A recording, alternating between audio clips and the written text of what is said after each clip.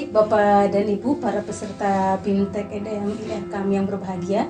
Pada kesempatan ini kita akan melanjutkan materi yang kelima yang akan disampaikan oleh Pak Eva. Pada Pak Eva dipersilakan, apa materinya Pak Eva? Materinya adalah 9 kata kunci moderasi beragama. Baik, silakan Pak Eva. Terima kasih. Para peserta BIMTEK EDN IRKAM yang berbahagia, saya akan menjelaskan 9 kata kunci moderasi beragama. Sesuai dengan namanya, 9 kata kunci, ada 9 poin, dan ini merupakan kunci bagaimana mengukur ataupun menilai seseorang itu moderat atau tidak moderat. Bila memenuhi 9 kata kunci ini, maka ia bisa disebut sebagai seorang yang moderat. Apa itu 9 kata kunci moderasi beragama? Sesungguhnya ini sudah dipelajari dalam materi sebelumnya ketika Anda mempelajari konsep moderasi beragama. Di sana ada definisi dan juga di sana ada indikator moderasi beragama. Dari definisi dan indikator moderasi beragama itulah kemudian digabung menjadi satu, yaitu di breakdown ada 9 kata kunci moderasi beragama yang terdiri 1, kemanusiaan, itu ada di definisi moderasi beragama. Kemudian kemaslahatan umum, adil, berimbang, taat konstitusi. 5 ini ada dalam definisi moderasi beragama. Silahkan cek kembali definisi moderasi beragama. Di sana akan terkandung 5 kata kunci ini. Dan selanjutnya dalam indikator, ada 4 indikator moderasi beragama, yaitu komitmen kebangsaan, toleransi, anti kekerasan, dan penghormatan kepada tradisi. Ini merupakan indikator moderasi beragama. Dengan menggabungkan definisi dan indikator moderasi beragama, jadilah menjadi 9 kata kunci moderasi beragama. Mari kita elaborasi.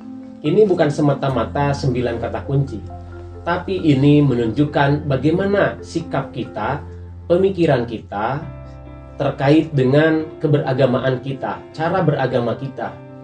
Bila yang 9 ini terkonfirmasi tidak bertolak belakang ataupun linier kompatibel dengan 9 tersebut, maka kita termasuk orang yang memiliki kepribadian atau cara pandang atau sikap atau perilaku yang moderat. Namun sebaliknya, bila tidak terpenuhi, maka tingkat moderasi keberagamaan kita itu juga patut dipertanyakan. Dan kalau kita hubungkan dengan landasan teologis, 9 kata kunci ini pun memiliki landasan teologis ataupun dalil agama. Dan ini merupakan kata kunci yang bersifat generik, yang bersifat umum, merupakan pokok-pokok ajaran agama, intisari ajaran agama.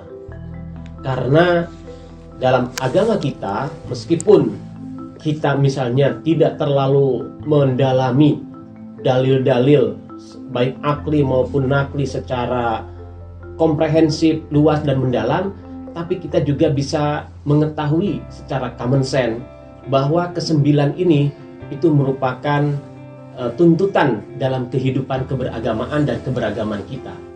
Coba kalau kita hubungkan pun dengan dalil-dalil agama, itu akan ketemu benang merahnya.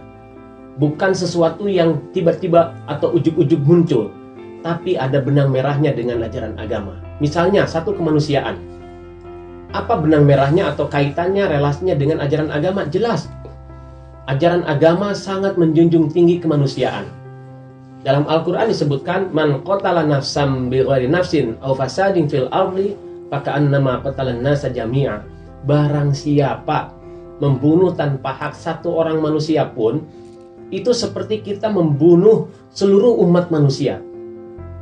Saking besarnya dosa membunuh manusia, itu sama dengan membunuh seluruh umat manusia.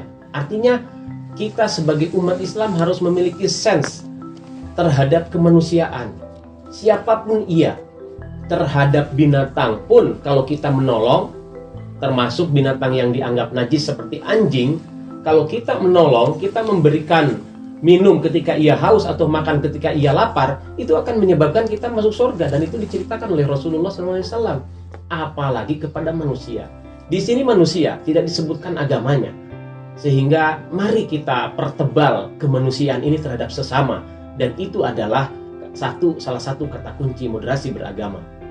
Yang kedua, kemaslahatan umum. Coba kita lihat dalam agama kita, bagaimana agama sangat menjunjung tinggi kemaslahatan, menghindari kemudorotan untuk diri sendiri, kemudorotan untuk orang lain, kemudorotan untuk sesama, itu semua harus dihindari. Nah, karena itu maka kita harus selalu menciptakan yang maslahat, jangan yang mudorot. Dalam Al-Quran disebutkan, man amila sholihan min dzakarin aw untha wa huwa mu'min falunuhyiyannahu hayatan thayyibah. Barang siapa berbuat kemaslahatan, baik laki-laki maupun perempuan, maka ia akan mendapatkan penghidupan ataupun balasan atas kemaslahatan yang ia lakukan. Bahkan dalam hadis jelas sekali, khairun nas anfa'uhum linnas. Sebaik-baik manusia itu yang bermanfaat untuk yang lain, yang memberikan kemaslahatan untuk yang lain. Yang ketiga, adil. Kita tengok banyak sekali dalil-dalil tentang perintah keadilan. I'dilu huwa aqrabu littaqwa. Bersikap adillah. Itu akan lebih mendekatkan kita kepada takwa. Adil terhadap siapapun. Terhadap orang dekat, terhadap orang jauh, terhadap yang serumpun, yang berbeda rumpun, yang seagama dengan yang berlainan agama, kita harus bersikap adil. Adil itu for all, untuk siapapun. Tidak hanya adil hanya untuk orang yang kita sukai atau orang yang seagama dengan kita. 4. Berimbang, tawazun, keberimbangan. Ini juga sama, agama mengajarkan kita keberimbangan. Berimbang antara dunia dan akhirat. Berimbang antara kesejahteraan yang kita inginkan di dunia dan juga di akhirat. Berimbang dalam membagi hak antara hak kita dengan hak orang lain. Juga di dalam internal diri kita pun harus berimbang. Tidak boleh kita mengabaikan hak mata kita untuk tidur. Tidak boleh kita mengabaikan hak perut kita untuk makan. Itu pun harus berimbang. Kemudian yang kelima, taat konstitusi. Jelas sekali, kita harus mengikuti pemerintah. Al-Quran menegaskan, atiullaha wa atiur rasula wa ulil amri minkum. Taatlah kepada Allah, kepada Rasulnya, dan kepada ulil amri pemerintah. Konstitusi itu adalah merupakan sebuah undang-undang tertinggi yang kita harus taati sebagai bagian dari kita berbangsa dan bernegara. Kemudian yang keenam, komitmen kebangsaan. Dalam komitmen kebangsaan ini pun sama. Ketika kita memiliki bangsa yang namanya Indonesia, kita harus cintai bangsa itu. Sebagaimana Rasulullah SAW mencintai Madinah. Rasul itu kalau bepergian ke daerah, kemudian pulang, ketika melihat kota Madinah sudah dekat, itu beliau bersegerakan ingin lebih cepat lagi datang ke Madinah karena saking cintanya kepada Madinah. Kalau beliau menunggangi hewan tunggangan pun dipercepat.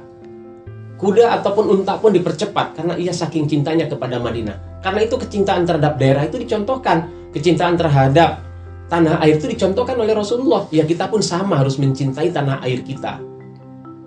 Yang ketujuh, toleransi. Jelas sekali kita harus menghargai agama lain.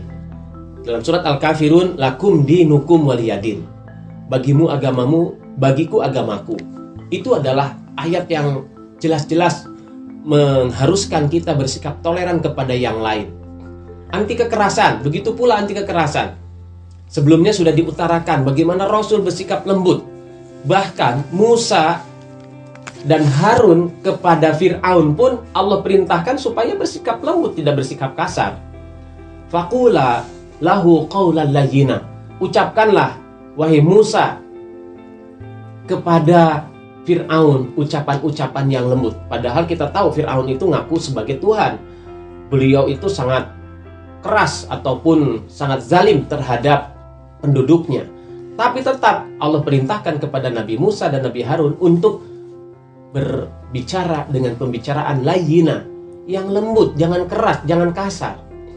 Dan yang kesembilan adalah penghormatan kepada tradisi, di mana kita semua punya tradisi, punya kebiasaan, dan itu sebagai local wisdom, kebijakan lokal, kearifan lokal yang harus kita hargai. Mungkin berbeda dengan keyakinan kita, tapi itu tidak masalah. Tetap kita harus hargai, kita berikan tempat, kita toleransi. Apalagi dalam kaidah agama kita ada kaidah usuliyah yang berbunyi al-adatu muhakkamah. Adat itu, kebiasaan itu bisa menjadi hukum, bisa menjadi anutan. Karena itu ya, apabila ada yang nilai sisi-sisi baiknya, ya kita hormati. Itulah 9 kata kunci moderasi beragama. Bapak-bapak, ibu-ibu, para peserta BIMTEK bisa terus menggali dan memperkuat 9 kata kunci ini sesuai dengan telaahan kita, bacaan kita dari kitab suci kita, dari hadis Rasulullah SAW, agar firm kita ini siap untuk bermoderasi beragama, karena ternyata 9 kata kuncinya itu juga selaras dengan ajaran agama kita. Demikian, terima kasih atas perhatiannya. Selanjutnya saya serahkan kembali kepada host Bu Iha, dipersilakan. Pak Eva, jika muncul pertanyaan, dari 9 kata kunci moderasi beragama itu, apakah seluruhnya harus dimiliki atau cukup 1, 2, atau sebagian saja? Bagaimana Pak? Baik, terima kasih. Ya, 9 kata kunci ini harus secara total dimiliki oleh seorang yang moderat. Ukuran tingkatan moderasi beragama bergantung kepada bagaimana kita memiliki ke-9 kata kunci itu secara keseluruhan. Kalau sebagian, tentu itu bolong-bolong itu mengurangi tingkat kemoderatan kita. Apabila kemoderasian kita mau purna, maka ke-9 kata kunci itu harus kita miliki.